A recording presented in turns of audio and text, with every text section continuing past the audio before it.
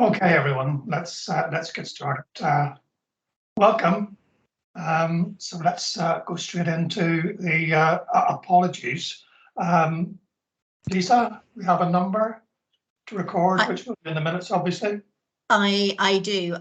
We've had over 25 apologies, and that's literally just this morning. And I think it was because one of our nurses had replied to all. So I won't go through them all here, but I will list them obviously in the minutes just for notes. Yes, and I think we'll just come back to this kind of general issue about how we organise meetings and kind of attendees and stuff, and how we might refresh under item 8. Okay, let's move on then to the executive update. That's me. Seems like a long time ago, pre-summer and all that. Okay, so three things I want to highlight. The SACT, which we'll deal with in item 5, which certainly I find very, very important and very interesting. Lindell will obviously tell us a lot more about that later. And then we had headline performance data and the innovation projects report. And while the first two identified some concerns, the innovation report certainly focused on some many positive aspects. So, William, I'm sorry to interrupt, but I think it's a poignant element just to raise. I think, Judith, you have your hand up. So if I can introduce to the group, Judith Ratledge, she is our new interim managing director. So literally sort of new in post, be it sort of yesterday to us. And thank you, Judith, for joining today. I wasn't expecting you, so apologies for not introducing you first of all. That's quite all right. Hello everyone. Yes, thank you for that invite. I thought, William, just before you went on, I ought to just put my hand up and say who I was in case anyone was wondering. I'm Judith Ratledge, and I am the interim managing director for TVCA for a few weeks. This is day 3. Actually, so looking forward to supporting the TVCA team as they go through, I think, what would be described as quite a period of change coming up with regards to sort of reconfiguration of the NHS. So I'll be in for a few weeks. So Jen did send the calendar invite to me and said if I had time and wanted to join, then to do so. So I thought, what a great opportunity to come and meet you all and listen to some of the great work this afternoon. So that's me in a nutshell. So welcome everyone. Okay, thanks Judith, thanks for that. And please feel free to pop your hand up later and come in on any relevant item you see. Okay, so next slide please, Lisa. So cancer waiting times obviously continue to be a challenge and a pressure. You'll see there what the kind of standards that were being highlighted as being below standard: 2-week waits, faster diagnosis, 31-day, etc. So we obviously looked at kind of trust by trust performance, but what I've sort of tried to highlight here is just the kind of the broader perspective. Next slide, please. Okay, so in terms of the innovation projects, 3 there to highlight. The colon capsule, Grail. I'm not sure if that's the Holy Grail or not, but anyway, interesting name. And then the cancer vaccine launchpad. Next slide, please. So in terms of the capsule, you'll see there a brief description of what it is. You probably all know hopefully a reasonable amount about it. So the CCCA capsule and the sponge, all very much focusing on how can we improve a number of kind of things around early diagnosis. And obviously there's the focus on specific groups who there's a belief that these tests would be ideal for, and obviously achieve what we're all wanting to do and prevent or decrease the need for endoscopy. Next slide, please. Okay, GRAIL. It's a blood test been piloted over the last 2 years, looking at pattern markers on DNA. And it's about looking at finding a signal that indicates that a person might, and that word's important, have cancer, and that further tests are required. I think what we're talking about is that there's been positive results in the kind of early research, and the NHS is now provisionally purchasing over 1 million tests to be rolled out from April 2024. Next slide, please. And the vaccine launchpad, new project about enabling patients to get the earliest possible access, about research trials to immunotherapy, obviously focusing on type of immunotherapy being trialed. So looking about that classic thing that these things are supposed to do about strengthening our immune systems. And we know that Oxford University Hospital has been selected to be in the first wave of providers. Okay, I think that's all I need to highlight, unless do people have any queries or any questions about that?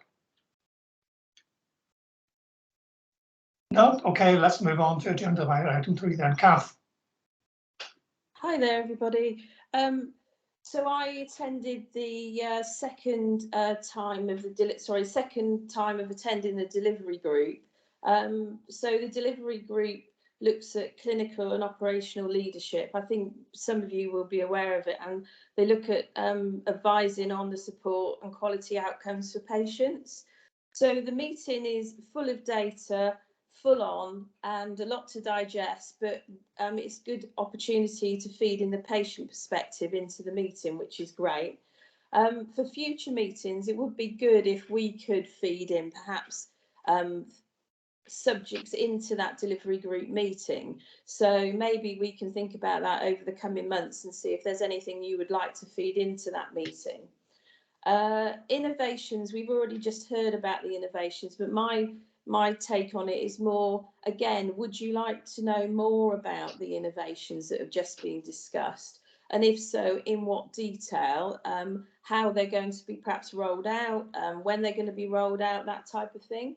And also, if there are any other innovations or work streams that you've come across that TVCA are involved with at the moment, would you like to know more about those as well? So I could be, and William can be, a conduit through to the meeting if that's what you'd like us to be.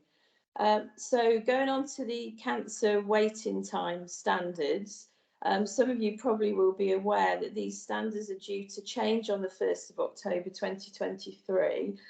They're detailed on the slide there. I won't go through them individually, but you will receive this in your minutes of the meeting when they come out.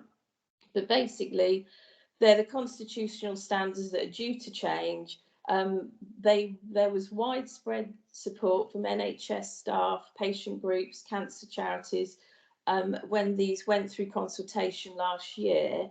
But basically, the faster diagnosis standards, so the 28-day one, which is on the far left of the screen, that is the one that we're mainly going to focus on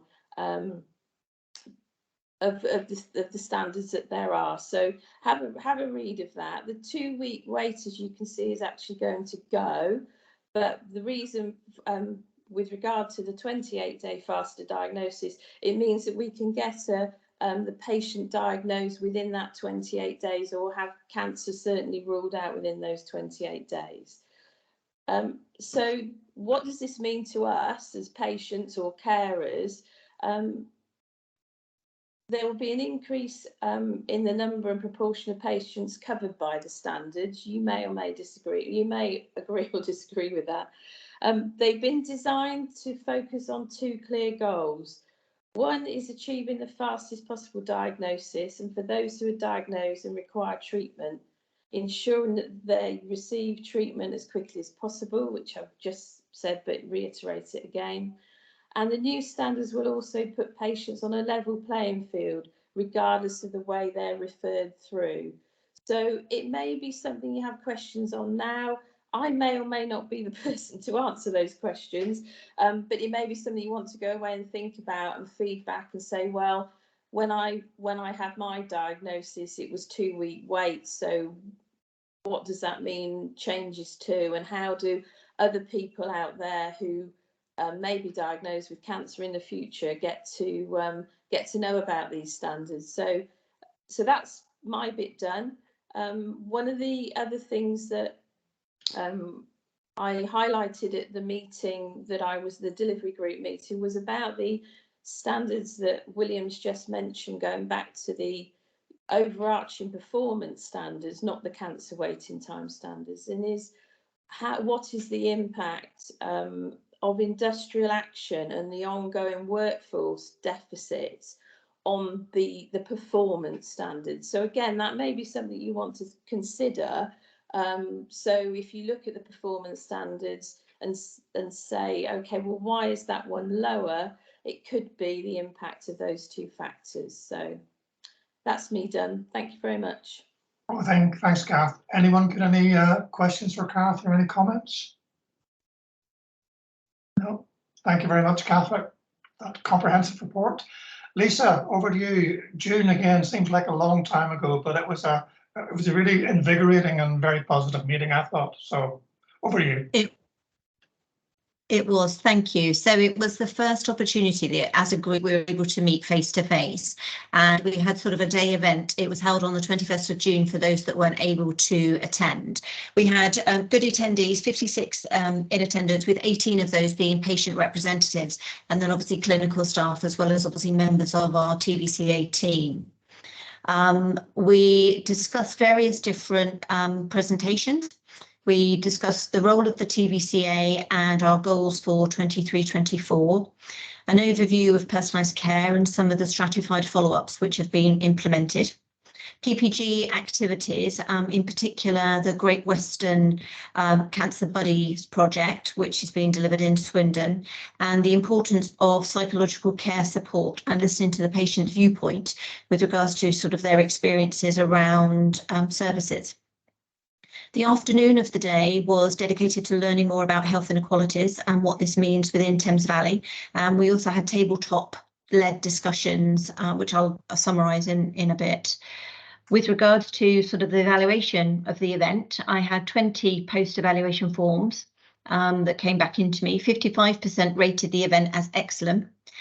45 as very good, and quite a number of people commented that it was a good opportunity to obviously meet face to face for the first time as a group, but also given the opportunity that we could network both with sort of other patients and other clinicians. So here are some of the sort of the general comments about the day that were sent through to me either via email or from free text on the evaluation forms, and what members of the group have suggested for future meeting agenda items or events. So great to have patients' input and support group volunteers speaking about lived experience and giving back. Maybe some speakers who work on CAGs or other voluntary groups could detail what they do so that I could understand and perhaps volunteer in the future if roles came up. Speakers very informative and engaged. Great to hear so much of patients' perspective, and a bit more time for discussion to hear from patients would be good at a future event, but I like the fact that you focused the discussion time on particular questions that were useful. We also had future events to have a themed event based on a topic which is solely for patient reps, with time to network and come up with ideas, improvements for cancer pathways and to support networks beyond cancer treatment. Have an ask the patient carer session. What support do they have and what do they need? Perhaps do a short piece on clinical trials, although this may be termed research. Lots of patients will have experience on this, and also a comment around delving into the data more and understanding how patients are affected by unmet targets. So before I move on to the evaluation of the health inequalities discussion, which was had in the afternoon, I just wanted to open up to those who are on the call at the event, if they had any further comments I can see Vicky, Peter, Andrew, obviously Kath and William attended. If anybody else wanted to comment on it. Kath, while other people are thinking, do you want to come in?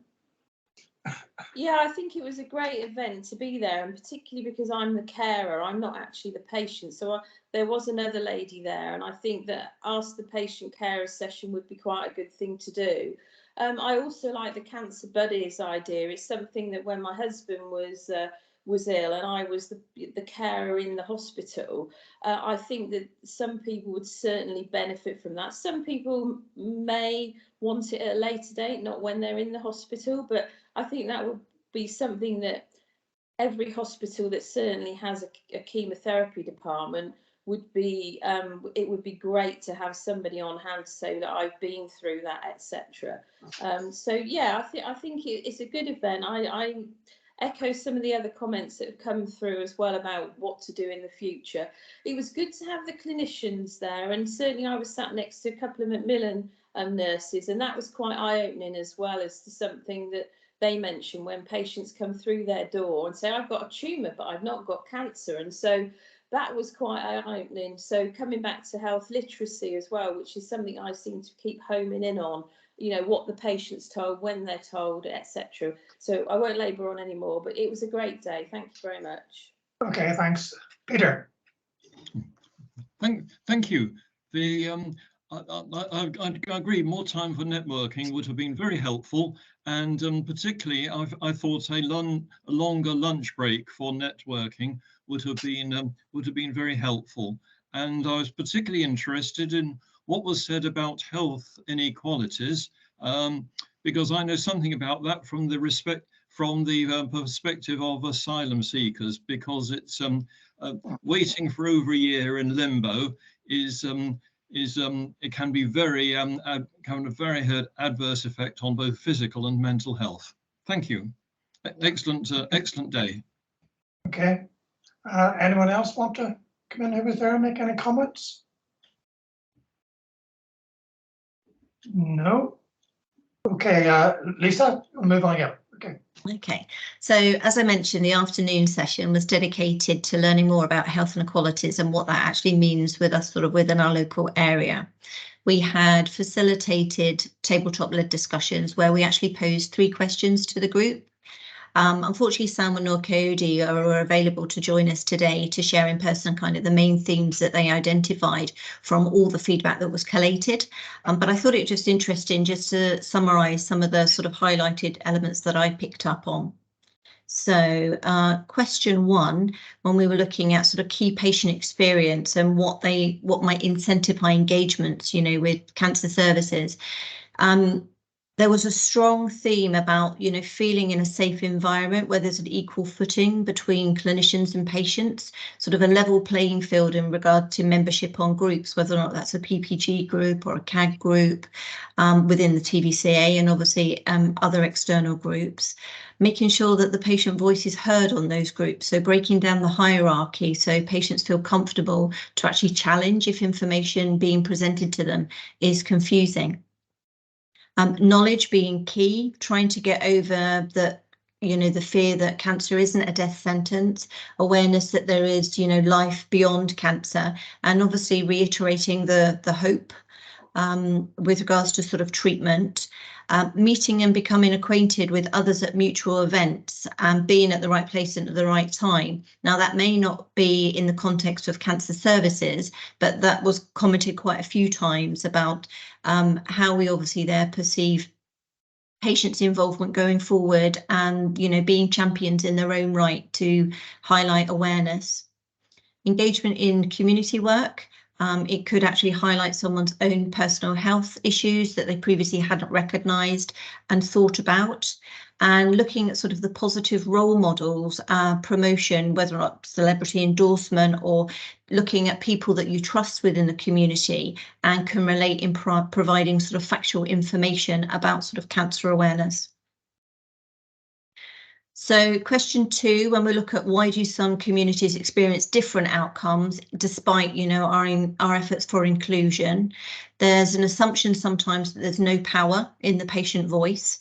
You know, what's the point? A lot of patients, I believe, or on the comments received, were fobbed off about their symptoms during COVID, even though they were acting on sort of promotional campaigns to go and see their GP. They felt that they weren't able to get their foot in the door and, you know, be listened to and have sort of advice given. Influence of sort of generational blocks, attitudes such as sort of old wives' tales, not being given the full facts by those in the know, peer pressure that you'll be fine, why do you really need to go and see a GP? And sometimes the messenger is more influential than the facts sort of being presented. So more community leaders need to be involved in projects and sort of recruiting community champions going forward. I think there's also an element around cultural and racial viewpoints regarding sort of health differences as well, depending on, you know, as I say, that influence within your sort of own community and family. I think there's confusion around terminology used, being told the truth to influence outcomes, demystifying what is assumed around cancer, and promote awareness of the lifestyle effects that can cause cancer. Those at risk need to be targeted at the right time, and sometimes, therefore, there are missed opportunities.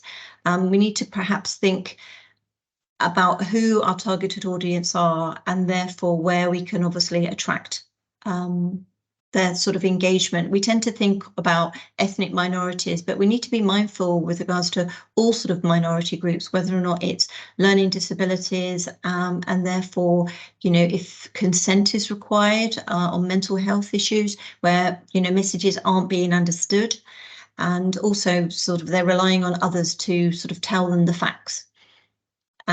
Different approaches, I think, therefore need to be undertaken on that. And then the last comment I've put there is about community deprivation. And, you know, on various different surveys that go out, we do have an element of seeing where there's poor health inequalities depending on the deprivation within communities. So question 3, that was about most important messages we need to get out about cancer and who or what our most important messengers are. So I think it's important that we desensitize that cancer kills. Quite a lot of comments about it's not a death sentence. We need to promote hope and recovery. We also need to recognise our own responsibility around raising awareness and being sort of messenger champions ourselves within the communities and our local networks. Making sure that we educate the messengers well, finding the appropriate times to highlight perhaps cancer and screening care opportunities, whether or not that's to do with sort of religious groups, you know, school groups, mum groups, etc. Other people within the community other than GPs that can help promote cancer awareness, whether or not it's in schools, colleges. I think there was a couple of people that had commented about sort of advertising on local transport, housing association, leaflets, pubs, clubs, etc. There was a whole raft of suggestions about how we could take this promotion element forward. There needs to be more joined up messaging in the community. There was comments around prescribers, nurses who see patients who are presented with vague symptoms, utilising community workers, allowing more access to services, in other words, sort of out of hours, and obviously making sure that we can therefore engage with our vulnerable communities as well. And the last point I've put here is about being bold with messaging. Use photos in campaigns was something that quite a number of people had mentioned with regards to, we're aware of sort of smoking related diseases caused by cigarettes and the promotional work that's on that. And who's our target audience, where we can actually share messages differently within the media formats that we use. So I just wanted to say thank you to everybody who did contribute to those sort of discussions. We have kind of shared just the very bare narrative from all the feedback that was given. Coyote and Salman are going to look into that and look at sort of perhaps sort of next steps as to where we can go forward with further engagement within our communities. However, as an organisation, TVCA are prioritising awareness on 5 cancers, which the data shows are the most common types among patients in the most deprived groups, and I've listed them there: skin, breast, bowel, lung and prostate. We actually still have a vacancy for our health inequalities lead within the Alliance, although our programme manager Abby is currently supporting Salman's design and overview of the programme going forward. So on our website, we've sort of detailed the TVCA Core 20+5 information, which enables our cancer allies to work with communities to reduce those variations in cancer screening, diagnosis, treatment experience and outcomes. And obviously looking upon the feedback that we gave at the PPG event as well will help that. And also looking at sort of the long-term NHS plan to diagnose 75% of cancers at stages 1 and 2 by 2028. So with regards to the Cancer Allies programme within the Alliance, they've worked with many community organisations, some of which Salman touched upon when he gave his presentation at the event in June. They regularly attend various different events to talk directly to people about symptoms and risks of cancer, and of sort of any screening programmes, including they've been out to NICOX, which is the Nigerian community of Oxfordshire, and that was more around promoting the risk of prostate cancer and how they can be tested for it. The Cancer Allies programme also joined an event in Oxford, Aylesbury and High Wycombe for people with learning disabilities and their carers, again, listening to the voice of what our PPG have said and who we need to kind of engage with. We've talked to visitors about cancer screening and how to access services. And we've also been at events to help build relations within other local communities. One of those events we went to was at the Wyke Mosque community in High Wycombe, again to talk about prostate cancer. And we also joined more than 1,000 people at a mosque in High Wycombe to talk also about bowel cancer and the importance and the ease of bowel screening. So, as Salman mentioned, anyone can be a cancer ally, whether or not it's within TVCA or within your own sort of network. However, whatever we're sharing within our groups, the messages have to be sound so that people aren't misled at all. So any of our stakeholders, partners, community groups are welcome to join the Allies programme, and there is a sign up link on our website. But Salman has asked specifically for this group if we can think about identifying through our own networks and social groups specific contacts which can be passed to the Cancer Allies team for introductions to be made. There were quite a lot of suggestions that came through on feedback but organisations from our June event, but not specific contacts. So also Peter mentioned earlier on about sort of asylum seekers. So I'm sure there's sort of an introduction that can be made there with a specific contact, and people who have sort of linked up with voluntary community and social enterprise charities. It's, you know, we don't necessarily need for members of this group to be delivering their own messages to the specific networks. They are very, you know, the Cancer Allies team are very welcoming with regards to they will go out and present, but it's just knowing the introductions, the name, contact number, email address, etc. So that's just something that I would like to kind of pause there and leave with the group. If people do have any suggestions name wise, either send them in an email to me or share them now on the call. Okay, thanks, Lisa. That was a very comprehensive feedback on what I think many of us, all of us who were there, felt was a very important area to focus on. Did anyone have any comments or any questions for Lisa? Yes, Judith.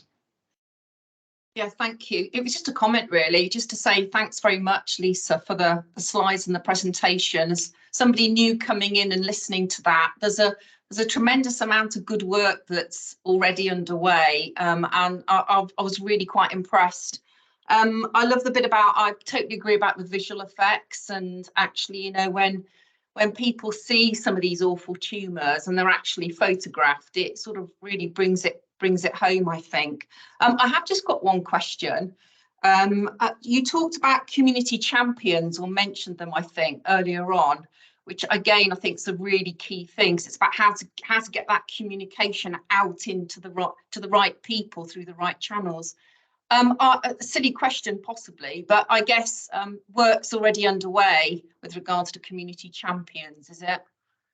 Yes, and there are sort of terminologies used differently depending on sort of what area you're looking at. So Berkshire West have cancer champions that are sort of, there's a Macmillan and TVCA sort of led project through Rushmore Healthy Living, where there's a good number, I think sort of over 1,000 contacts now made out within the communities, but it's then looking at those leaders within the communities and having time for them to have sort of an introduction and give them the toolkit that they need to then go out to their local groups. I think it's something that as our own Cancer Ally programme, we're looking at replicating, but I think it's when on talking with Salman, it's more about identifying organisations as allies as opposed to individual champions. Okay, thank you. No, it's great work. So yeah, let's progress on fast. It's great. Thank you. Thank you, Peter. Yeah, thank you. From personal experience, I suggest food banks and how to get in touch with them. And as for community champions, or cancer companions, my feeling at the moment is just do it, get on with it. Thank you.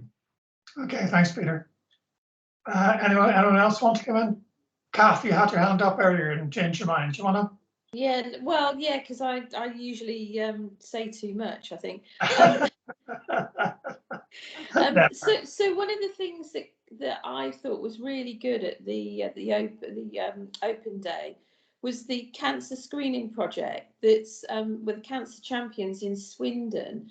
They seem to have got it tied up together, and they're training people in the community to advise people on the symptoms of cancer screening. I just think the Allies is great as well, but maybe there should be some cohesion and have a set format of how that's going to be delivered throughout the Thames Valley. So their project seems to be working very well. If the Cancer Allies programme, or maybe they mimic each other now anyway, but I think if you had a set sort of standard of what you're expecting to do, I think that might, I mean, obviously it's got to be, movable, be a movable feast, but yeah, so that's what I wanted to say. Thank you. Okay, thank you. Alex. Hi, I run a learning disability partnership board and learning disability projects, and that's across Berkshire West. And we actually go out and we try and highlight information about screening, the importance of screening. I'm working with adults with learning disabilities, so we kind of put a lot of resources together ourselves. We work with a local GP on this because we need things in easy read. And that works. And I just didn't know, I was going to wait until afterwards and then see if I could get in touch with the Cancer Allies that you've got the slide up here about, to find out what they might already have that's in easy read, because we find that anything that's got the pictures, the simple language, works for not just adults with learning disabilities, but anybody where English isn't their first language, and anybody else who just wants a nice quick summary of something. You can always go and look for more detail if you have the capacity to do that. So I just didn't know if there was anything already out there on easy read. Okay, thanks. I think it's important just to reinforce how relevant easy read stuff is, and even if we're not using that kind of technically, just the whole kind of thing about pictures and simple language. I think you can't overestimate the importance of that. And I think there's a slight frustration that easy read isn't default. There's always an opportunity to ask for more information, but it isn't by default, whether or not for those with learning disabilities or other, language barriers. It seems as a second thought rather than, as I say, the default, which is quite frustrating. Okay, thank you. Anyone else got any thoughts or comments before we move on? So just as an action from that, Alex, are you happy if I was to forward your contact details to Salman, who's our Senior Responsible Officer on the programme, and see if we can connect you up, and whether or not it's from sort of a language perspective or going out to, obviously, he can obviously let you know whether or not they've already sort of put a toolkit together, but maybe there's an opportunity for us to share what you have already created, and if that's something that can be disseminated by us. Absolutely. I always think that anything we can kind of share. We've got our local breast screening nurses, for argument's sake, to add on their invitation out to people that's done in easy read, that they're inviting people round to have a look at the equipment in the first instance. So not to actually go for your appointment, but to have a pre-appointment so that you can be shown the equipment. So it kind of desensitizes people so they have a better understanding of what's going to happen on the day. So yeah, the more we can share, the better. So thank you. Okay, thank you. Any final comments or thoughts? No, okay. Item 5 then. Lyndall. Okay, great. Thanks, William. Hello, everyone. So at the July board for TVCA, I was asked to do a paper around SACT, which is systemic anti-cancer treatment, but we call it SACT for short rather than saying that long sort of title. Some of you may be aware there has been a lot of sort of national press around SACT capacity and how busy services have been. And there had been a letter that the Royal College of Radiologists had issued publicly in relation to their concern around SACT capacity and real pressures in the system. And we know, each year on year, activity increases. The letter commented about 6 to 8% per annum sort of increase in SACT delivery on units, but there's also an impact on the workforce and how you're actually delivering that. Fortunately, we have people living longer with a cancer diagnosis or living well and beyond with that, and potentially having many more lines of treatment. So we're seeing cancer patients accessing SACT units for longer periods of time and more frequently. And we have an aging and growing population, which we need to consider in all of that. Unfortunately, there's also a lot of new drugs that are coming through, and NICE are approving those drugs, fortunately. So people have access to many more treatments. Many years ago, people potentially only had a couple of lines of treatment that may have been offered. Now we're seeing people having many, many lines of treatment, which is fantastic. But often they're quite complex. They require people to be on the units for longer periods of time, and sort of more intensive monitoring and clinic appointments are needed there. So we've also heard in the news, pressures about workforce, and that there are significant sort of shortages in workforce across oncology, and that certainly does impact our SAC services. So if we move to the next slide, please, Lisa. When I was reviewing the SACT activity, and this is data that's publicly available, it's on a national website. You can look at activity for the trust. You can actually look at the number of patients they've treated, but also the number of drugs they've treated. So that's the administration count in the top table there. What we found is, that activity was increasing. Then, of course, COVID hit, activity changed because of the different ways that treatments were being given for a period of time there. And then the activity has, of course, continued to increase thereafter. Now, there was an issue with Buckinghamshire data, BHT data, being recorded. So that is an under recording of the activity that they actually had. And there was also RBH use an external provider to do a lot of their oral treatments. And so that wasn't necessarily being recorded appropriately within the SAC data that was uploaded. So work's going on with both of those organisations to make sure we're trying to get the correct data going forward. But hence, we feel that the activity across Thames Valley is actually increasing higher than what's in the sort of specific figures there. If we go to the next slide, please. So this all started out, I was actually, apart from the national sort of focus that was going on, I was also looking specifically at our nursing workforce and some of the pressures within that. And I had heard from the lead cancer nurses in the trust that SACT nursing was potentially a pressure area for our delivery units, and trying to look at sort of ways that we could support recruitment and retention across the area. And so I think it's important that people know that to become become a SACT competent nurse, it does, apart from being a registered nurse and having some experience as a nurse, you're then looking at, on average, it takes 6 to 9 months to train somebody up to be competent to do that. And to actually be competent, you do need to have adequate supervision and mentoring throughout that time because of the complexities of treatments that are being offered. What we do know is that many of the units are very busy, and because of gaps in staffing, there may not always be that sort of senior supervision there that can support people in their learning. So potentially there's sort of additional pressures on staff. And so what we did find is that some of the staff were taking longer than that sort of average 6 to 9 months to become competent in it.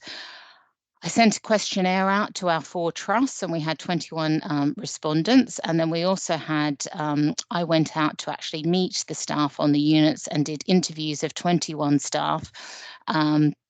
24 staff, and then I did a thematic analysis of the comments that they gave about why they're staying in post or potentially looking for other work. And so staff really need to stay in the role, to have regular SACT administration, to feel confident with doing their role.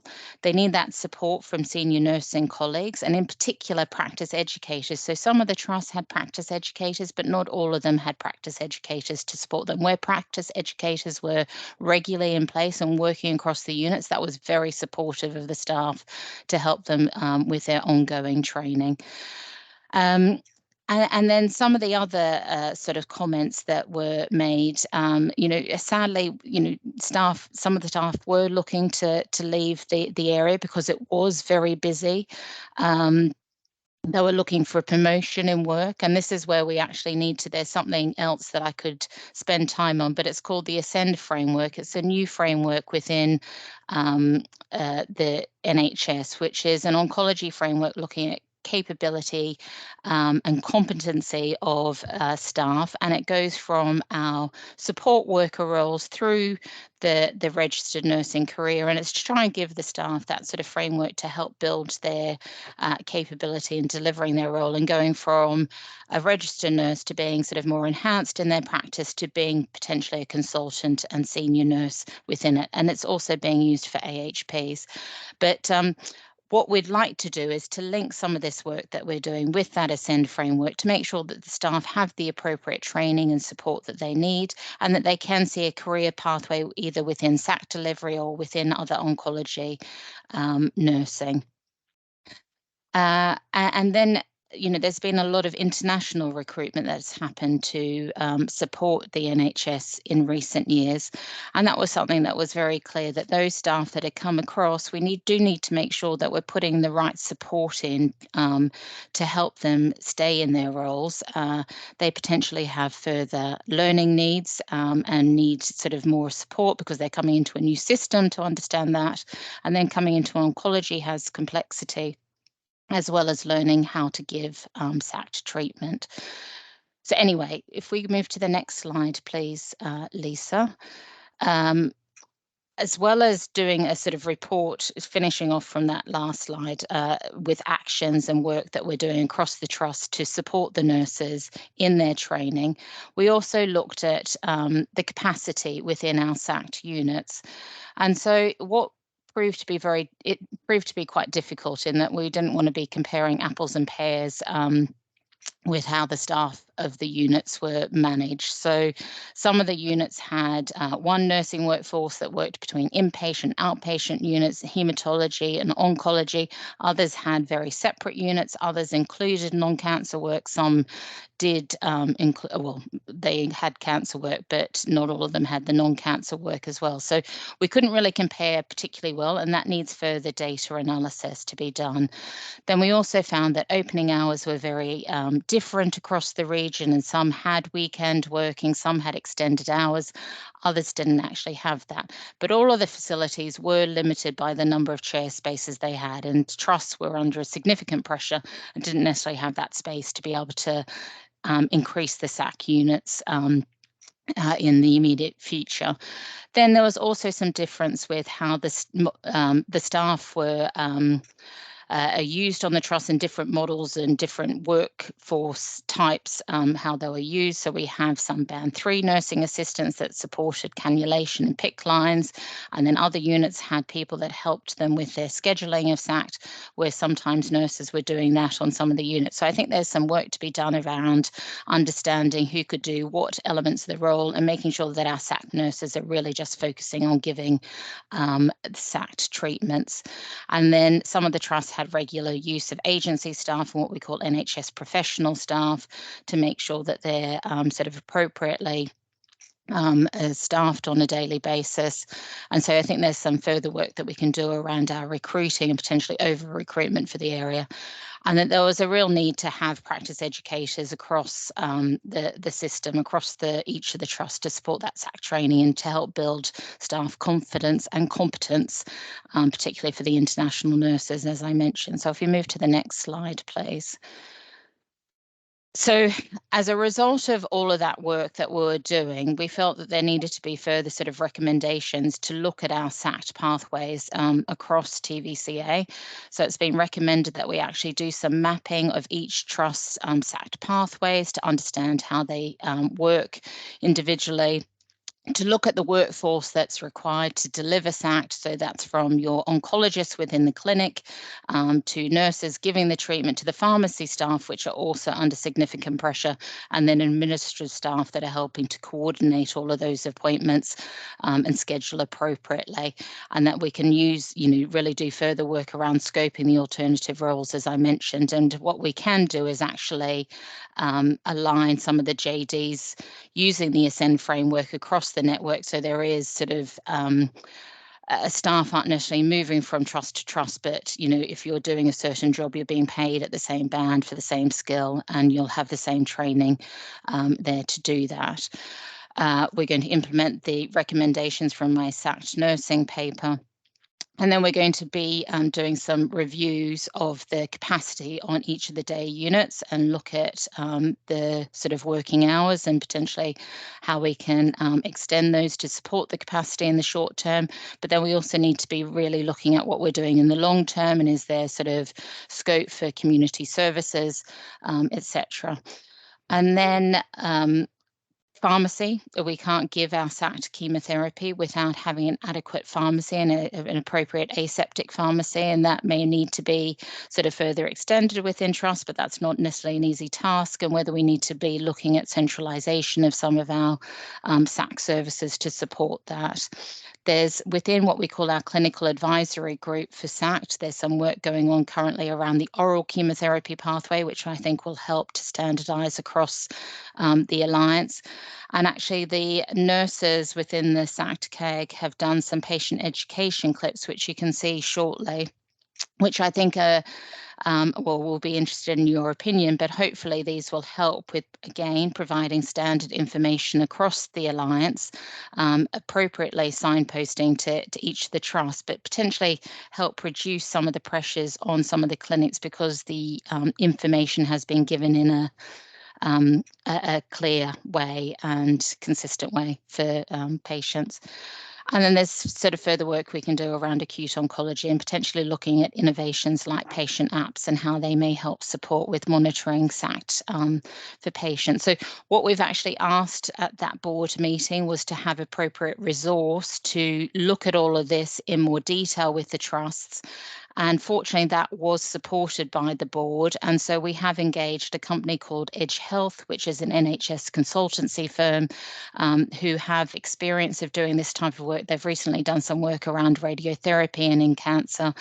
And so they're currently in contact with each of the trusts to set up initial meetings to go and see services and facilities, to hear about their services, but also there's a significant data request that we're asking in relation to all of this to support the work.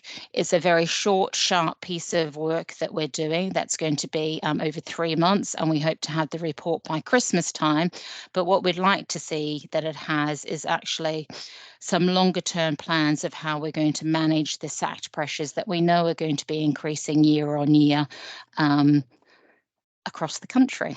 So this is not something, should I say, that is particular to Thames Valley Cancer Alliance. This is a national issue. Everyone is very aware that this is sort of causing concern across the country around making sure that we have the right SAC capacity.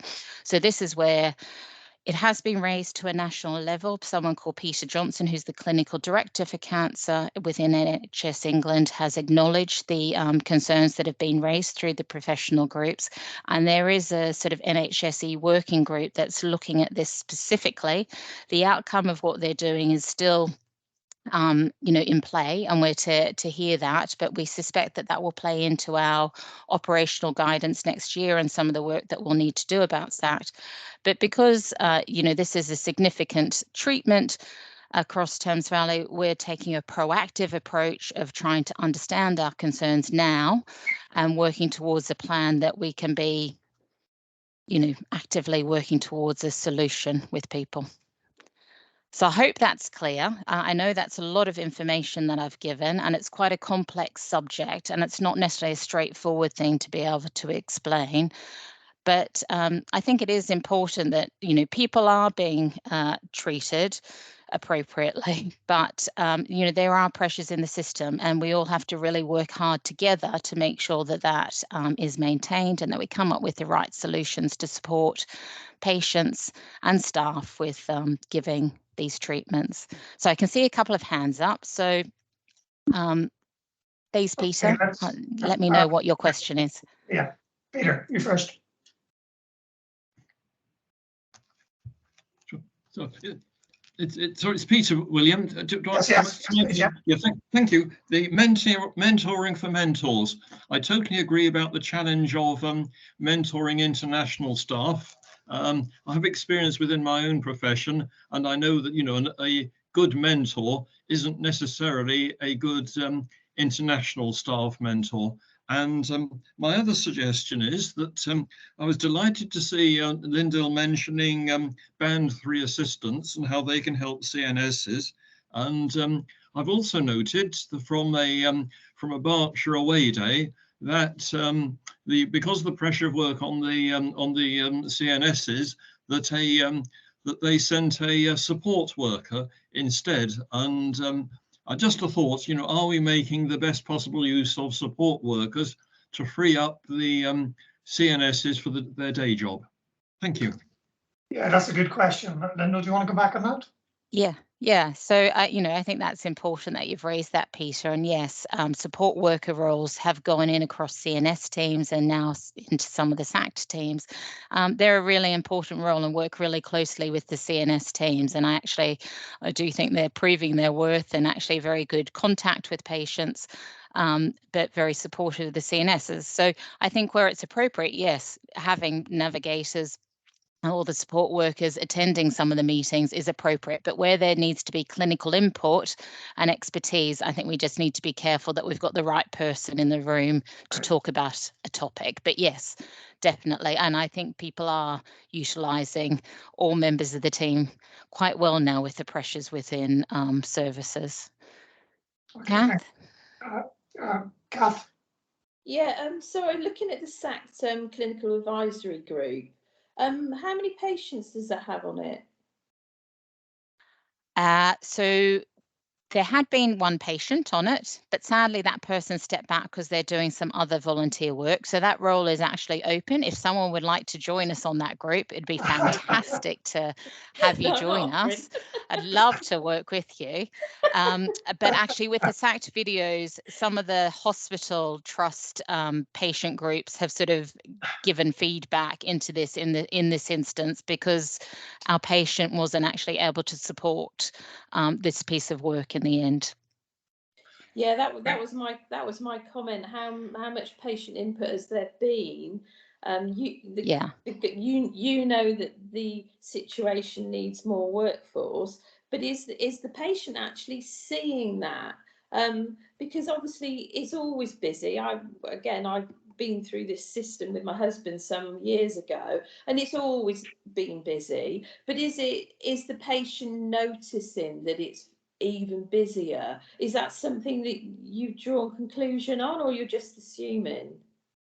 No, we're not assuming. We're looking at data and looking at waiting times for patients in clinics for sort of first appointment for oncology, as well as first appointment for chemotherapy or SACT, and then also where delays are happening, and we're hearing real pressures within the system trying to reschedule people in an appropriate fashion. Now, complaints and incidents are being monitored to make, and lead cancer nurses are taking a lead on that quality and patient experience aspect. But yes, it is something that is being noted. It's not just a, I think it's getting a bit busier.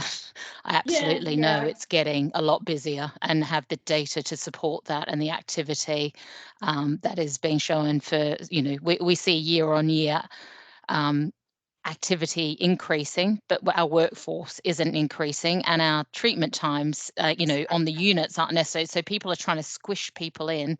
I shouldn't quite say that, but but it's the challenges of trying to schedule appropriately and safely that is really quite difficult for staff, and we're hearing that more and more, and we need to be proactive with how we're managing this.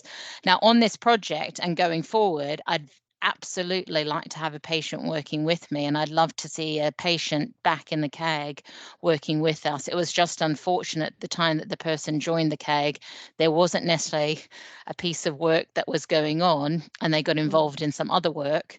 But now we do have quite a bit of activity in this CAG, and it's going to be a very busy CAG for the next couple of years as we drive this work forward.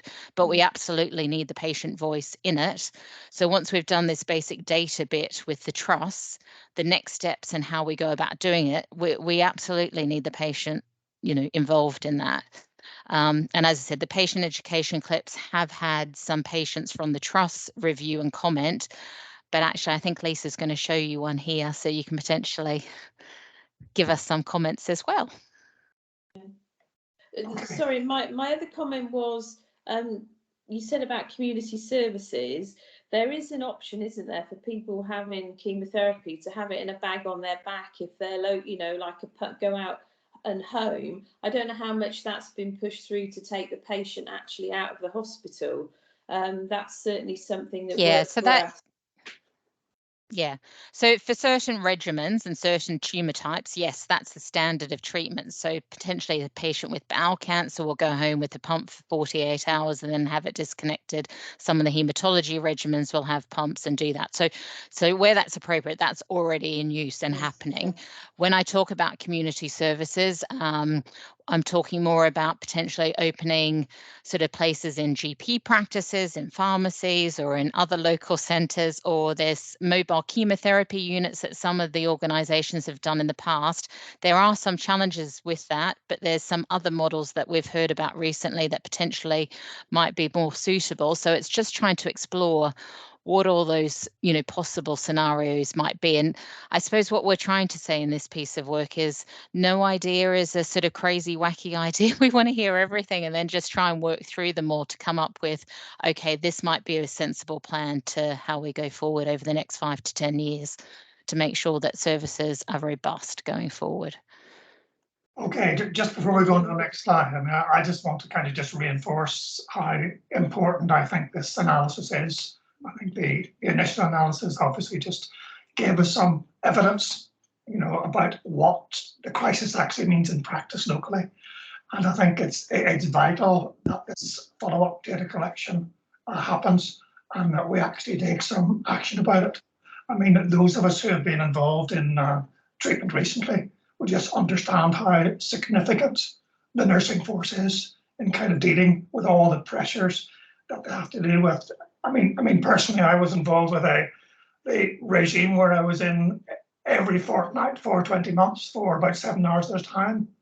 And there were a number of other people, doing similar things. And just the pressures that, nursing staff particularly have to deal with, and, how well they deal with it, in my experience. So I think it's absolutely vital that we get this stuff right. And it's absolutely vital that we look at how can we deal with the pressures of this frontline service, because it's critical, and I think it's what most of us as patients see and deal with face to face, and are very appreciative of and want to support being able to happen better. Okay, end of rant. Lisa, do you want to take us through the video? Lovely. Okay, so I'm going to share my screen. Hopefully everybody will hear this. Let me move that.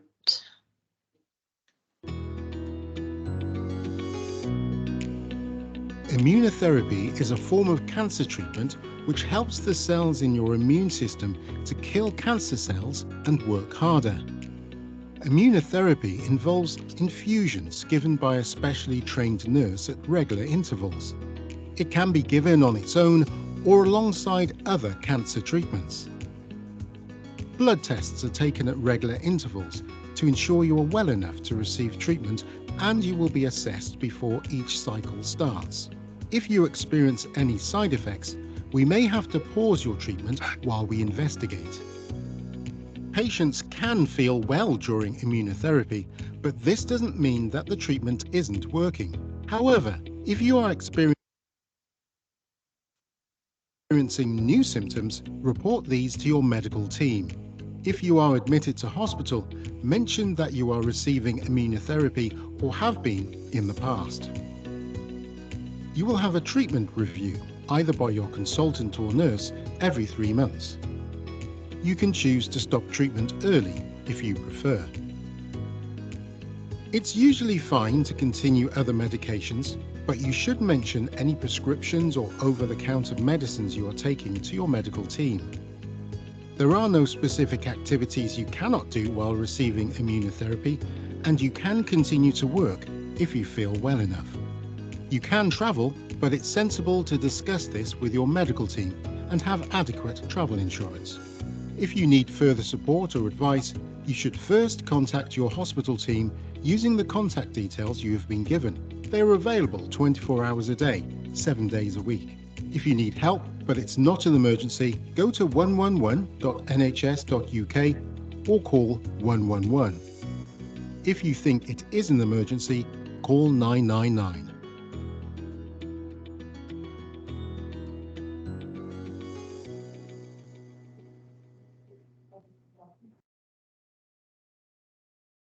Okay.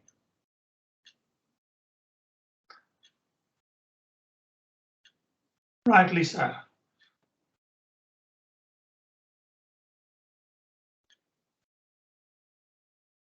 Right. Hopefully everybody heard that okay. Yep, thank you very much. Brilliant. Okay. The National Cancer Persons Experience Survey results. Lisa, over to you. Over to me again. Okay. Actually, Lisa, before you start, can I just check in with everyone? What did you think of those videos? Did you think they were appropriately pitched, or do you think there's anything that we should be thinking about for future production? Any thoughts, people on the video? Kath? Yeah, I think one of the lists of side effects went over very quickly. It was about 2/3 through. It may be that the patient has a paper copy or something available to review, to refer to.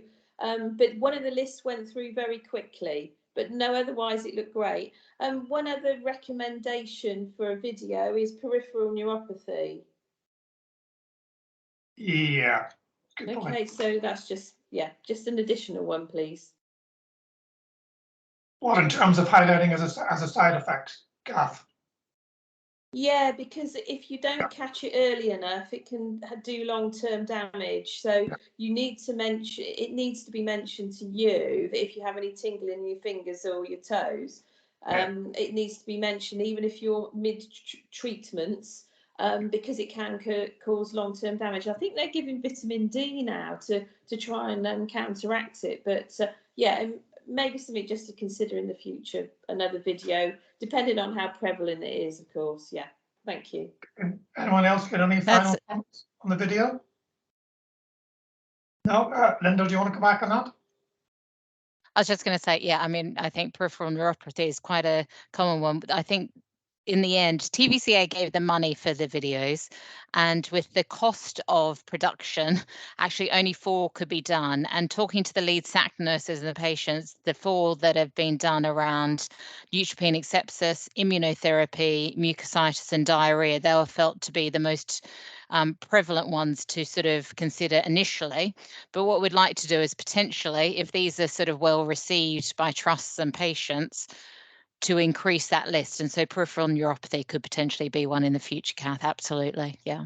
Okay. Thank you. Okay, thanks, Linda. Lisa, back to you. Lovely, thank you. So my update is regarding the National Cancer Patient Survey for 2022. So the survey was sent to adult NHS patients aged 16 and over with a confirmed primary diagnosis of cancer, discharged from an NHS trust after an inpatient episode, or day case attendance for cancer-related treatment in the months of April, May, June of last year, so 2022. There's therefore a lag when it comes to obviously this data being processed and shared, and the 2022 survey was actually published in July of this year. So 133 trusts participated in the survey, the response rate being 53% compared to 55% for 2021. However, more people, numbers-wise, responded to the 2022 questionnaire than the 2021. Overall, the national average rate of care was 8.9, the same as last year. And nationally, there were 5 topic areas where overall responses nationally were more positive than the previous year. So support from GP practice, finding out that you had cancer, deciding on the best treatment, support while at home, and care from your GP practice.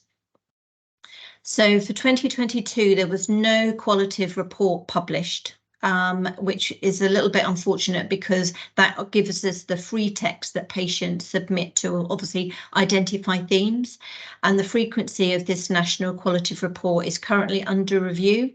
However, locally, trusts do receive any qualitative comments that are shared as free text by obviously the specific patients that have responded to their survey. So looking at the results for 2022 and at more of sort of a local level, the overall rate of care, rating of care, which was question 59, for Bob as an ICB was 8.9, and that ranked 13 out of the 42 ICBs. For TVCA, again, it was the same, 8.9, which ranked as 8 out of the 21 alliances. Across all 4 TVCA trusts, so that's the Royal Berks in Reading, OUH in Oxford, Bucks in Buckinghamshire and Great Western in Swindon. Again, the overall rating remained consistent with last year's figures. Trust responses scoring within the national average range, although a slight dip for Great Western. So across all questions, OUH scored above the national average on 29 of those, with RBH scoring 8 questions below the national average. Comparisons with neighbouring trusts that fall within other alliances, so for example Milton Keynes under the East of England and Frimley within Surrey and Sussex, I've also put here because it's interesting that some of our patients may be familiar or work within those particular trusts. Frimley scored 18 questions below the national average and dipped slightly on their overall rating of care too. So with regards to this comparison report, I looked at national data, TVCA data, and each of our 4 trusts within TVCA, looking at what questions scored percentage-wise for 2021 and 2022. This data will be useful as well for our workstream leads going forward to support obviously the deliverables that they have, and particularly around the specific tumour site responses. The questions on this survey will remain the same for the next 3 years, so there's 5 years in total that we'll be able to make those comparisons for. That being said, the data is subjective depending on obviously the responses received. So from the reports that I shared with you, which is on the PICA website, you may have noticed that the majority of responses came from those detailing their breast cancer experience. although there is a baseline number as to how many questionnaires are sent out and received, there isn't a baseline as to how many people per tumour site are asked for a response. So we can't actually sort of judge that. The information that I'm sort of sharing with you today about the CPES results, I've also shared with the lead cancer nurses as well as our TVCA clinical advisory group leads, and it was also shared at the delivery group meeting and also at the Berkshire West Cancer Patient Partnership group meeting that was had recently. So the lead cancer nurse per trust has the overall responsibility for reviewing and analysing the data for their trusts. The information is then presented to their local boards, and recommendations for drafting up action plans to address where quality improvements need to be made are sort of then looked upon. At a lead cancer meeting that was held last week, most advised that they're actually still due to present to their boards. So they'll probably be sort of October, November, that those sort of draft action plans are then sort of taken forward. Having produced the comparison report, though, I thought it'd be useful to sort of review the themes and the questions that I noted where all 4 trusts actually scored lower in their 22 results compared to 2021. The data revealed the following 8 questions, and so I raised at the lead cancer meeting last week that there's a possibility or an opportunity for collaboration across various different projects to address the improvements within those particular questions asked. Although the scores for those particular 8 questions were lower than in 2021, interesting to note that for Great Western, question 31 and question 35 were below the national average, and question 8 and question 9 were below the national average also for RBH. Questions 37, 45 and 58 were actually higher than the national average for OUH for 2022.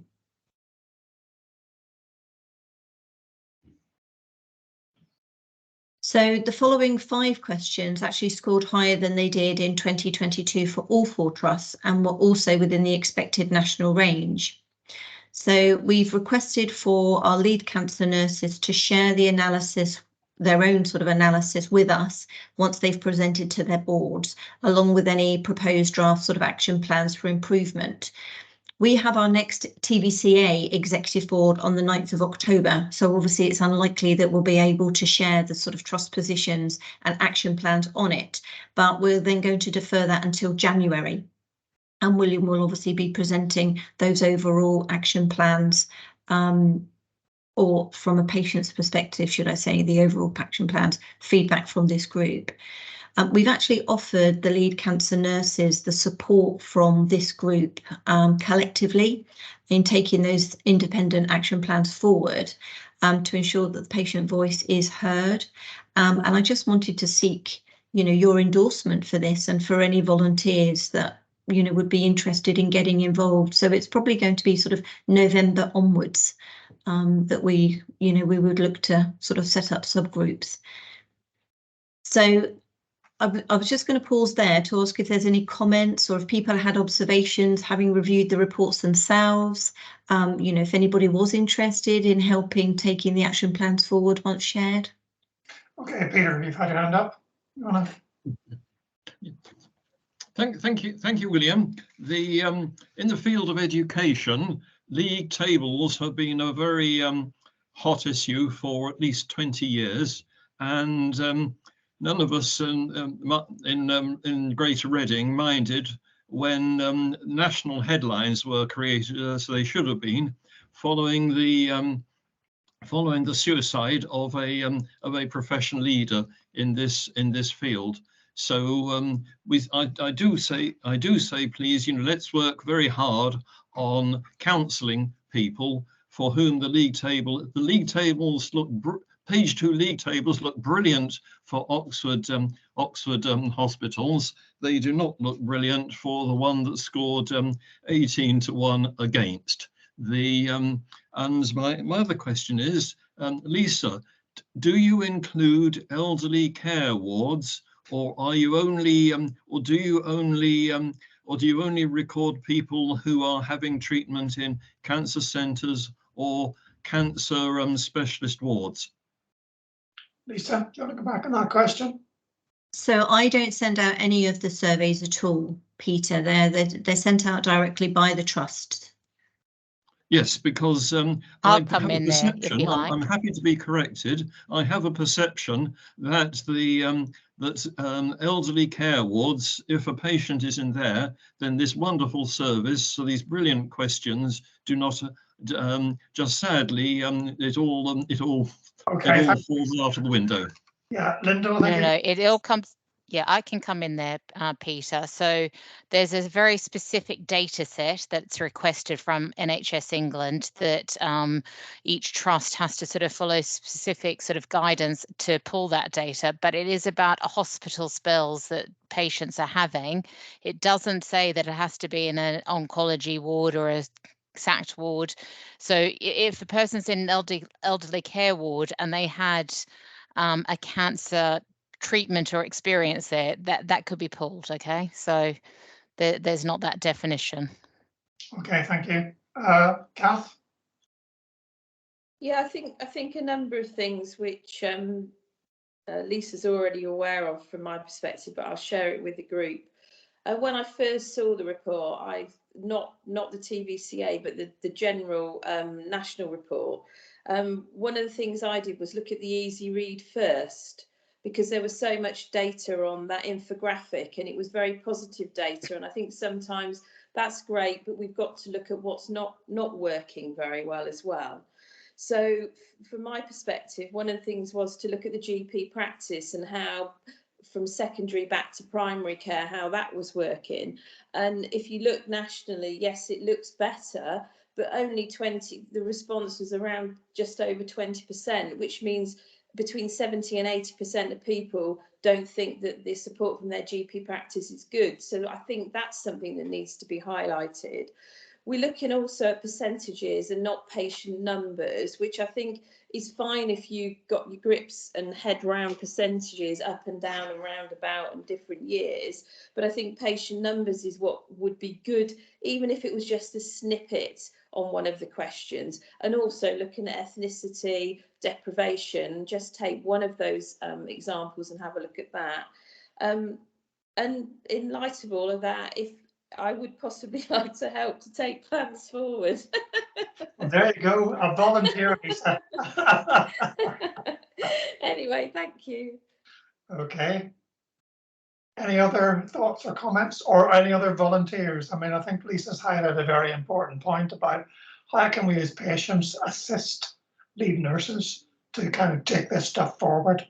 You know, there's some very, very important bits highlighted here, both in terms of what works well and, as Kath says, what doesn't. And we need to focus on how do we deal with and improve, particularly the things where it doesn't work well. So yes, Janet, is that a volunteer, or do you want to? Yes. Well, actually, I'd like to ask a question, and it might well be yes. Can I ask the question? Some of you may remember that there used to be something called peer review, which was done within the trusts. Is this, when you're asking for patient help, are you talking about a similar sort of operation? Okay, Lisa? So I think that it can be called various different things, to be honest, Jan. Yeah. So I know sort of within each of the trust PPGs, if they have one, I know Swindon will obviously be discussing the results with them and asking for their particular involvement. But I just thought collectively, because we cover all areas, it could be sort of a wider piece, particularly on those collaborative projects as well, that we could kind of use patient representatives from this group. Okay, then fine. I'll give that some thought because it was really interesting. Jan, sorry. Peer review currently isn't happening nationally. There's something called quality standards that are reviewed, and trusts have to submit on an annual basis. But peer review is not happening like it used to happen in previous times, with patients coming in and then also reviewing services. So what this request is very different to peer review. Okay. Okay, thanks so much. So Janet, you'll consider your views and come back to Lisa on that, will you? Indeed, yes, thank you. Okay, thank you. Okay, Emma. Hi, just to come in on the recent points made. Obviously, the results of this survey, Lisa knows, are not going to be considered in isolation. And there are so many other pieces of engagement work and other surveys that all feed into the same bigger picture. So just on that note, there's obviously the Swindon PPG group at Great Western, and Sarah Byer, the Deputy Lead Cancer Nurse, great contact, and I'm linked in with that group.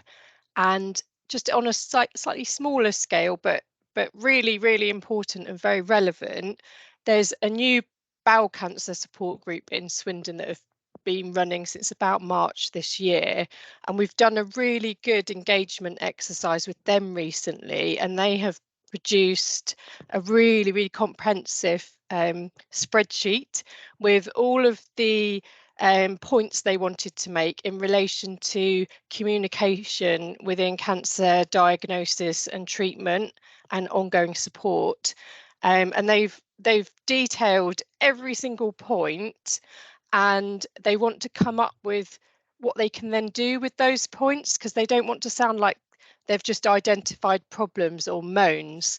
They want to come up with actions as a result of all of those points. So perhaps either I can link them in with you, Lisa, or perhaps we can collaborate in some way and get some co-design happening as a result of that.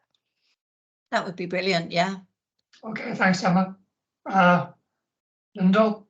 Emma, could I just check, are they linking in with Sarah Bye and the PPG in Swindon, if it's a Swindon group? The link there is me, I'm afraid. But yeah, that is definitely a communication channel for them. They're aware of it.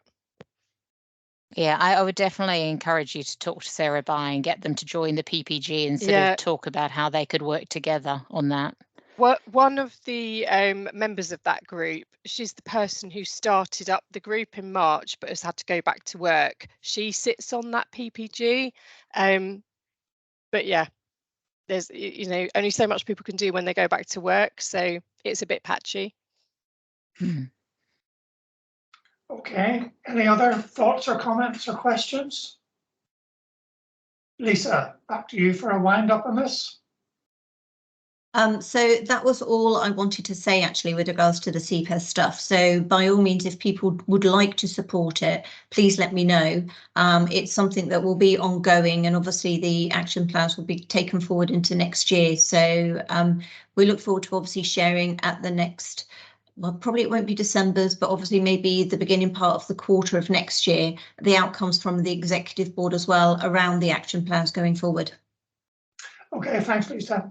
Okay, moving on then. Jill, welcome. You're going to talk to us about communications, your speciality. Hello. Thank you for letting me join you today. Lovely to see you all. Yes, I've been working with Lisa to support some of the PPG activity. And one of the initial things we can do is, because so much of my role is to do with timely presentation, encouraging timely presentation and early diagnosis. So I work on cancer campaigns throughout the year. That screenshot just shows some of the campaigns that we put together in the last 12 months. In October, it'll be gynae, breast, urological prostate and Stoptober, and November is head and neck and lung campaigns. As part of that, I work with to put those campaigns together, I work with the CAG leads. But if there was anybody who from the PPG who would be willing to share their story as a patient case study, either regionally via me, or if you were happy for me to pass it on to my colleagues in the national comms team as well, that would really strengthen the campaign as well. We secure quite a lot of radio coverage, and if there was anybody who was happy to be interviewed about their experience of cancer on the radio, again, that's a really strong comms route for us. So please let me know if, or via Lisa possibly, if you are able to be involved in any of those campaigns before the end of this calendar year.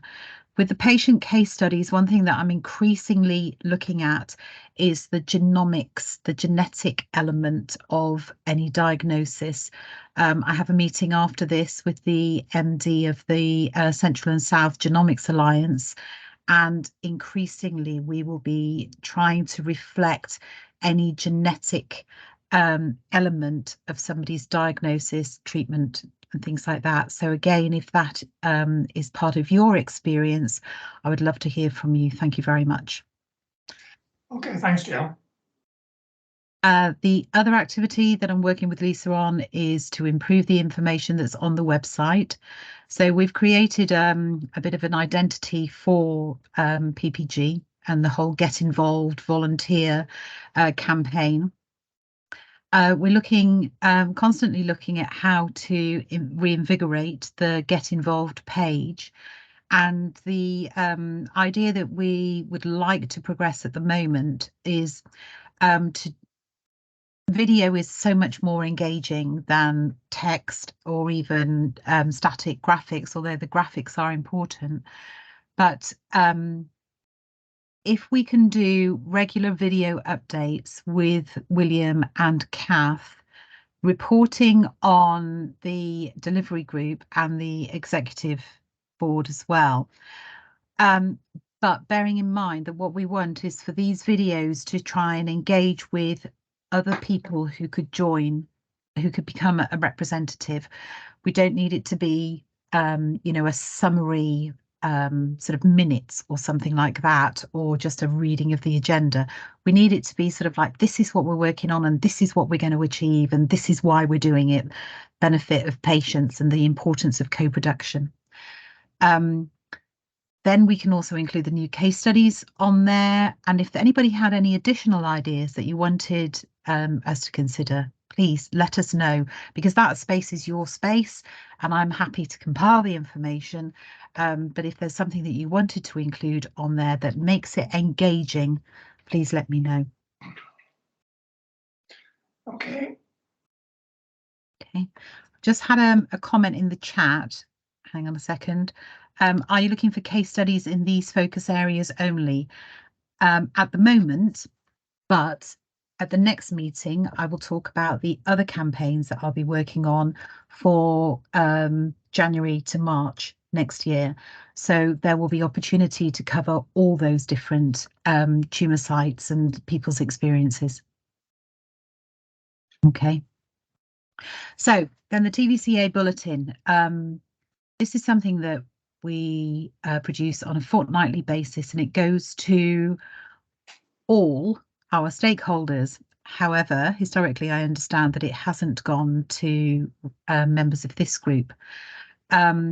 We've recently revitalised the bulletin and how it's drafted and created, and it's more interesting to read now. The content still has to be, you know, absolutely spot on, and it's but we've had permission. I think Lisa has explained that we can now issue this to members of this group, but with your permission. Anybody with an NHS address, it's very easy for us to just include them on the mailing list. But because I think all of you have non-NHS addresses, you need to actively consent that we can send this to you. Now, it goes out fortnightly. The next one is going out within the next hour or so. If you wanted to receive this, and you can let Lisa know within the next hour, the next issue you will receive will be number 79. Other than that, if we receive anything after this afternoon, it'll be number 80.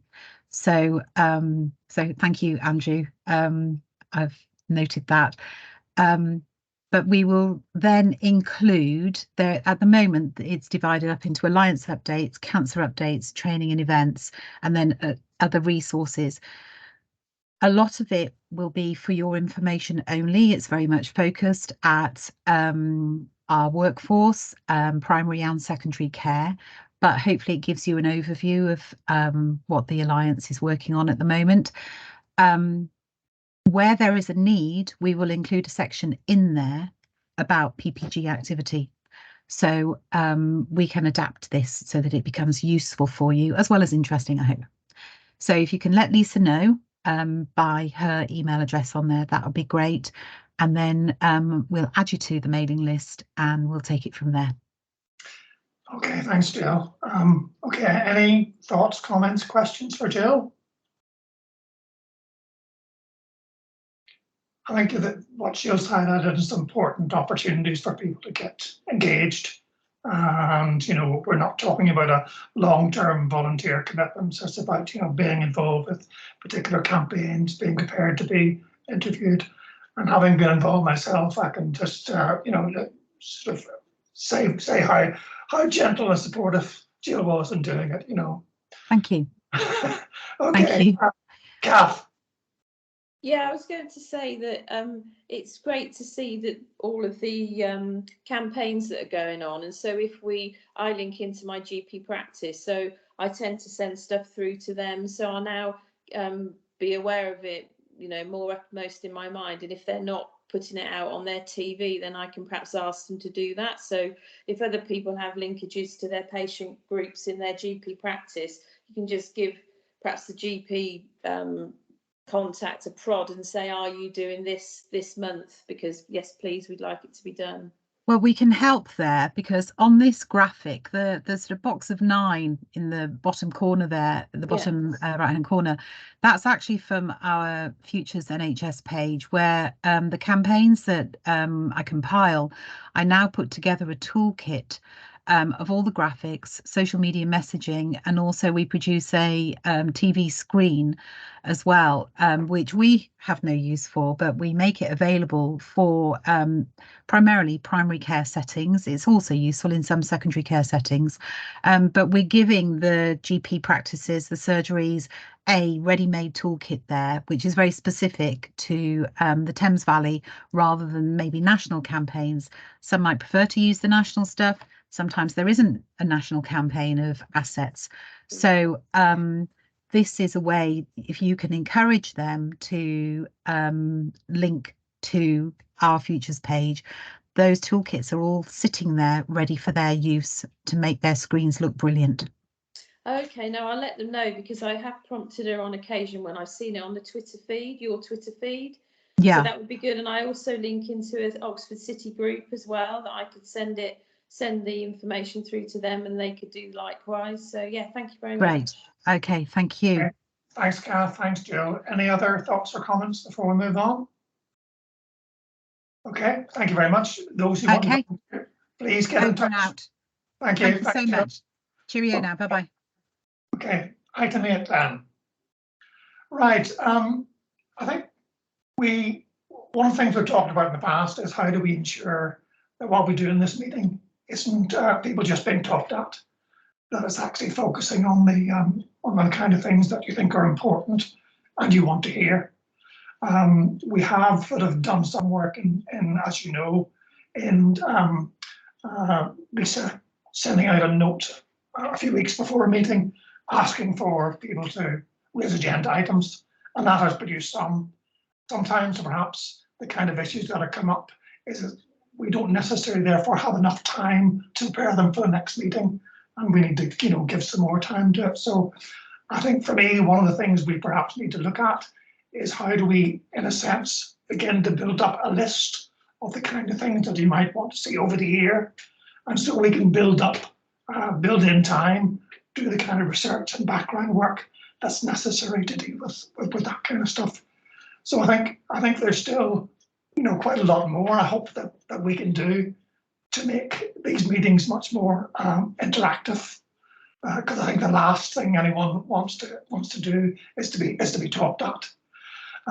So I think there's also the issue about Lisa highlighted that we had a fairly high number of apologies today. Now that might be for excuse me, that might be for lots of different reasons, but I think one of the things that it's worth us doing is to look at perhaps refreshing our current list, because I know it's been around for quite some time, And perhaps one of the things we need to do, and I'll ask Lisa to come in this in a moment, is to look at, asking people, do you want to continue to be involved? Have you any thoughts about new people you would want to suggest? Lisa, do you want to come in this point? Absolutely. And I think, sometimes it's about your sort of own networking, and it's through sort of the awareness of your involvement when you're sharing with your sort of local social groups that people may not have heard about TVCA, would like to get involved from obviously the advocacy work that you sort of share about what we're doing. So yes, by all means, reach out for those colleagues who, think would like to get involved, other stakeholders as well. I mean, when William was talking about agenda items, we have a number of stakeholders that I'd love to be able to have, for example, Alex, to talk about the advocacy group and what you do and how, we can input and influence, cancer awareness through you and working collaboratively together. We've had Macmillan on the past, share with this group the work that they're doing. So any suggestions that you're linked in with Healthwatch have also given us an overview of the work that they're doing, cancer specifically. So yes, please, get in contact if you have suggestions of who you'd like to hear from. Okay, so we're asking you for more feedback, more suggestions. Please do make them to Lisa. And if you have any thoughts about through your networks about other people who you think might want to be involved, again, please flag that up for Lisa. And I think one of the things you will be doing, Lisa, is probably writing out to people to try and get some confirmation about their willingness to continue to be involved. Yes, I'll include that as part of the minutes as well, because I think originally our membership went out to sort of over 100 people, and I'm really pleased that we still have normally a core of sort of 30 or so, 35 people, excuse me, majority of being patients as well, because this is about the patient voice, the patient group. And I know that those patients are involved in other subgroups, whether or not it's the Berkshire West Cancer Patient Partnership Group or the Swindon Patient Partnership Group. It's just sort of broadening across the whole of the Thames Valley, that patient voice and the importance of it. Okay, so you've got a number of asks there, both about agendas and about suggestions for other people who you think might want to be involved. Anyone got any other thoughts or comments they want to make about this agenda setting involving other people? Lyndall. Yeah, I just really wanted to support what you're saying, William and Lisa, in relation to the patient partnership group. It'd be lovely to hear more around what you all really want to hear and how you want to be involved. This is very much a patient group, and I want it to be patient-led, and that you're sort of setting the priorities really, and to hear from you at each meeting as to what do you think is important or something that you've been involved in. I think it's really important that we share information of what we're doing across the Alliance, but I don't think that's the only way our group should work. I think there's more scope for how we can actually work together as a group, and that it is this two-way conversation, and you're bringing stuff back to us to sort of inform us of what's going on out in the community, and that we can learn from you and what you're doing so well out there, and not just us saying what's going on. And I really want to hear more of the voice, and that you feel really very much the centre of this and very involved in the projects going forward. So for example, my SACT project, if someone wanted to become involved in that actually you're coming back to the group and then sort of talking about some of those issues and actually really hearing other people's views and points of that we should be taking on board as we're taking this work sort of further forward. So we actually really want that active engagement in all of our clinical advisory groups or any of our transformation work streams. I feel it's really important that we're not just doing the work as an alliance in various project groups around the place and working with our trusts. I want to make sure your voice is actually in the middle of all of that. And so if we're doing stuff around faster diagnosis with all of the trusts, you're actually saying, actually, this is what we really need. And can you think about doing this or whatever? So I'm just making stuff up now, but it's really important. Your voice is the center of what we're doing, and we're doing it led by you, not us leading, thinking tokenistically we're considering what you're doing. And I suppose that goes way back to William's very first presentation that he did about the patient partnership group and how we work together, and that sort of really hearing your voice. So I've probably said enough, but hopefully you sort of get the gist of where I'd love to see this group going. Okay, no, I think, I don't think you've said enough. You can carry on with this. No, seriously. I mean, I think one of the things I'm aware of as being sort of on the executive, and there's your representative, is that it's not sufficient for me to come up with sort of this is my view or sort of draw on what I think people are saying. I think I need to be in a position where I get more direct feedback from you about what are the key things, what are the most significant things that you think is important for the TVCA executive to hear. There may well, and obviously, I'll be doing various presentations. I mean, Lisa mentioned earlier about how I'll be doing something in January around the survey. But I think there are going to be times when we might want to raise a particular specialist topic where actually it's going to be more relevant for someone else, one of you, or someone who isn't at the meeting today, to be involved in doing that kind of presentation. So I think it's about making sure that there's opportunity there for engagement, and it's not just one or two of us who are always making the noise or always making the voice. Gav. That's very good for me to come in there. That cue. I think I was just about to say exactly the same. This is our meeting.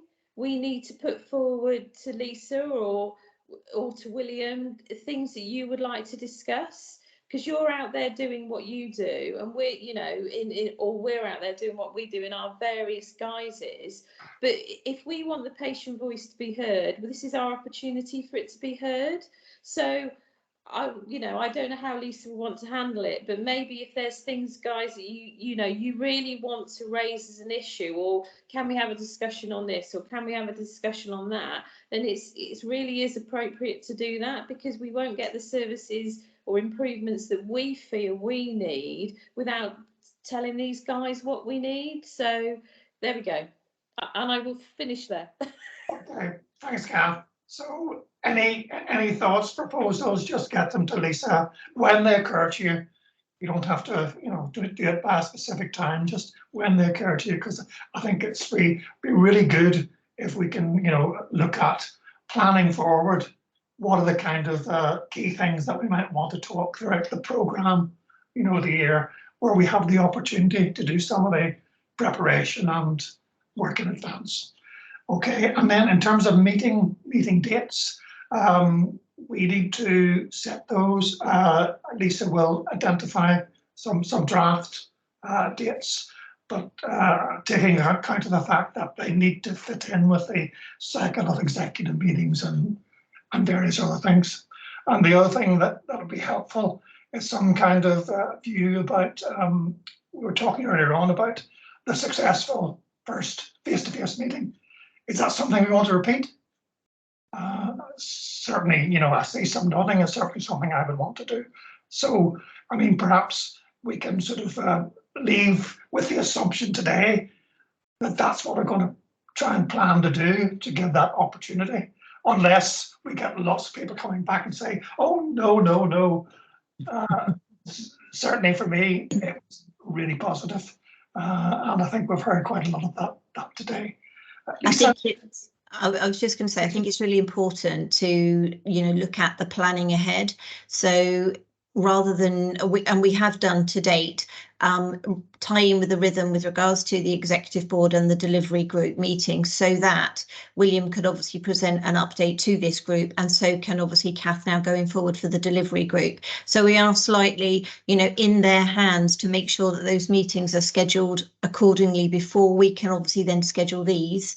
But hopefully that will be done when we come to the next meeting in December, that we can obviously share the idea, and they're quarterly, so it's not like we have to obviously sort of look at a venue, with just a couple of weeks notice. We can plan in advance, and obviously if we wanted to do another face-to-face in the summer, we'd look at obviously sourcing that and seeing if perhaps somebody could host us, rather than sort of pay to host it in the lovely hotel which we did last time. but you know, I was trying to keep things sort of a little bit cost neutral. Okay, thank you. Jan? Can I just say, I'm going off subject a little bit here. I should have probably mentioned this earlier. But in terms of the actions that are being made for the SANCT project, we hear so much about you know, about the problems in the NHS, and obviously this is going to address quite a few of those.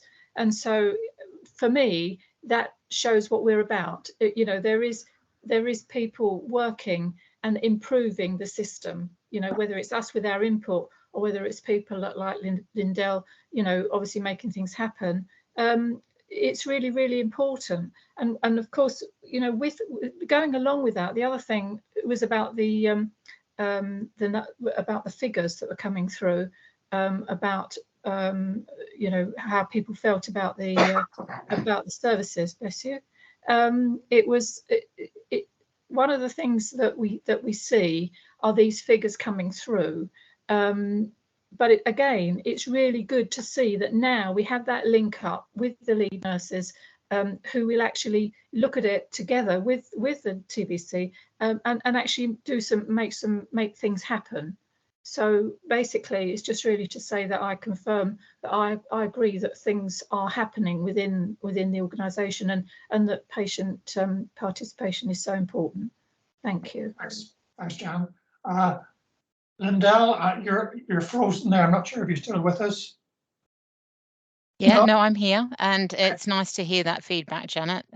Yeah, thank you for sharing that. Okay. Any final points on this? No. Okay. That takes us on to any other business. We had some notice earlier on about 3 items, so let's run with them. So Chris from Macmillan, she wanted to have first dibs with regards to AOB. Chris, are you still with us? I am here, yes. Excuse me, you can't hear me properly. I've got a dreadful cold, so I'll try and speak clearly. I reported to this group in March that in Bucks, we were trying to set up a potential cancer patient partnership. There was one previously, quite a few years ago, which folded, and the patient voice work in Bucks, I think people will admit, hasn't been too good. It's been on the back foot.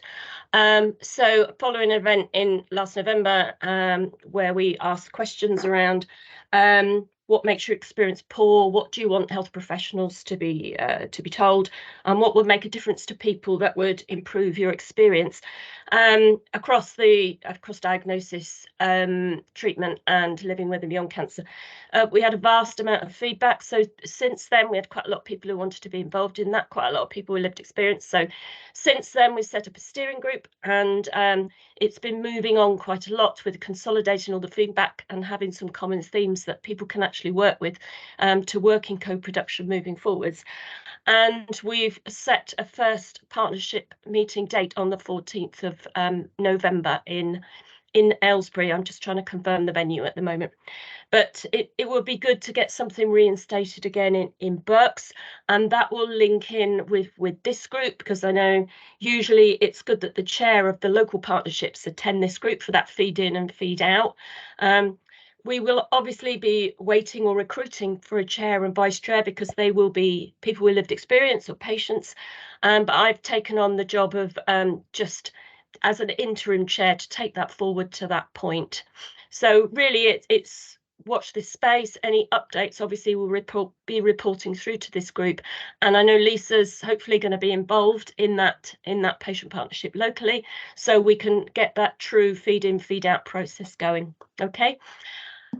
Just my second point really is just a plea. We had the Berkshire West Cancer Patient Partnership meeting a week or two ago, and the current chair, Rob Stanton, is looking to resign. He's been on it an awful long time, and we're really struggling, and I think lots of groups, support groups as well, do struggle when people have chaired something for a long time with finding someone to take it on.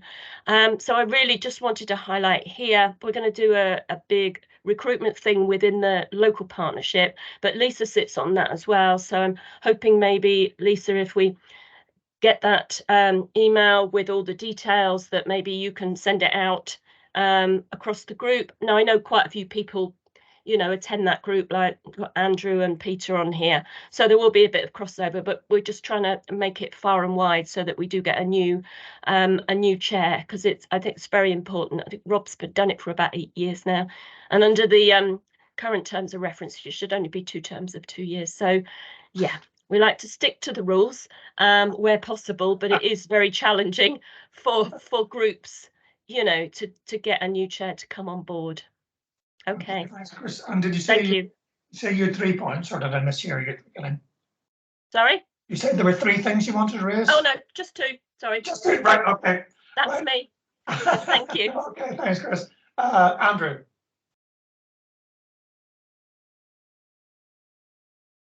Hi, yes. Something which I think I probably mentioned 6 or 9 months ago, which is possibly not quite under the remit of this group. I'm kind of looking for pointers to who I can talk to. We have an issue, I think it's in the Bob area, that particularly affects prostate cancer patients, but also various other men who have urological issues. That there seems to be a complete blanket ban on prescribing pumps, vacuum erection devices, medical name. And I had a chat, in fact, a new andrologist at RBH contacted me and said, is there any way we can help? Because he's come from London, where they're absolutely standard, as they are in most of the country. There's only a few little areas that, few areas that sort of ban them. What can we do about this? Because it makes a really big difference. And I'm kind of asking, who is it that perhaps I can go and talk with in Bob about this? I don't know how the decision came about.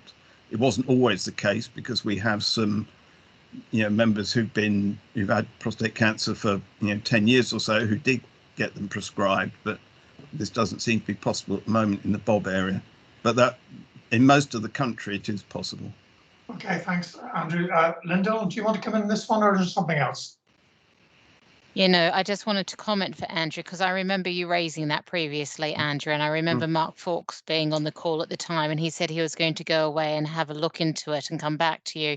So I apologise that you haven't heard back, but let me pick that up with Mark. He's currently on annual leave. But the other thing is, I'll potentially have a chat with someone within Bob and see if they can reach out to you. So potentially, if you're happy for Lisa to share your contact details with me, if I could share it with potentially one of the Bob cancer managers to have a further conversation around this, so you can give better detail than I can about the topic. I'd like to be able to link you to be able to have that conversation, if that's okay. That would be fantastic. Thank you very much. Yeah, okay, leave that with me to pick up. Thanks, Andrew. Could I, William, just one last thing. Could I noticed in the chat, Vicky Randall made a comment, how is this change going to be communicated in a positive way? Is there any marketing or campaign material available? I just wanted to check with Vicky, what were you actually referring to there? Because that came in and I wasn't sure at the time. So I apologise that I haven't replied. I try to reply to comments in the feed as we go. But let me know what that query was about, and I'll answer it for you. Okay, thanks, Lyndall. Any other? Is Vicky there? Yeah, I'm here. Or maybe she's left. Yeah. Oh, no, great. Here. Thank you. Yeah, I'm trying to remember now. It was around the change in the diagnosis from the 2-week to the 28 days. Okay, so it is a positive change in that, well, I think it is, in that currently, or the old standard was that you just had to have an appointment or a diagnostic done within 14 days. But your diagnosis may have taken a lot longer than that, within the 62 days or beyond, where this standard is now trying to make it that anyone who's referred into the hospital will hear if they have a cancer diagnosis, or importantly, the majority of people that are referred into hospital do not have cancer, and that's just as important to hear. You can appreciate that you don't have cancer within that time period. So I think it's a positive step forward for the cancer standards to be doing that 28-day bit. And I understand there is going to be marketing and campaign material, in that things like rather than the 2-week wait leaflet that was given out at a GP appointment, I understand they're being updated to reflect the 28-day standard. But to be honest, I haven't seen those yet. So I think it is something that we need to keep an eye on to make sure that people do understand what the new standards mean for them. Okay, thank you. Yeah, I mean, I can communicate that to the group that I am part of once we have some campaign material. So I thought that was quite important. Okay, thanks, Vicky. Okay, final call then for any other business? No? Okay, well, thank you very much for contributing to a very positive meeting. We're just about coming up to 3 o'clock, so we're actually still on time. So thank you very much for that. And our next meeting is scheduled for the 20th of December, the week before Christmas. So hope to see you all then. Take care and thank you very much. Enjoy the rest of your day. Thank you. Thanks, everyone. Bye. Bye-bye. Bye.